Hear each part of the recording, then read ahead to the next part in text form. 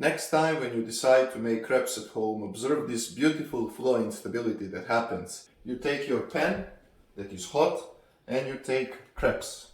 And now notice when I pour crepes here and I incline this pan, what will happen?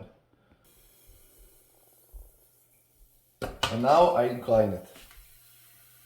Notice how different parts of the liquid are flowing at different velocity. And you get these stripes that formed. If you go in the opposite direction now to record, I'll try to do it from this side as well. Look how again two stripes progressed further than the rest. That is happening because of minor differences of density in the crepes material, number one. Number two, because of different propagation velocities of crepes material along this inclined slope. And three, due to different surface roughnesses along this pan.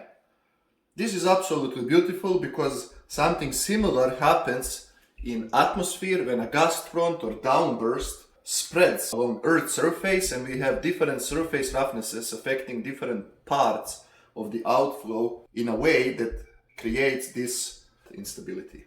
Until next video, goodbye.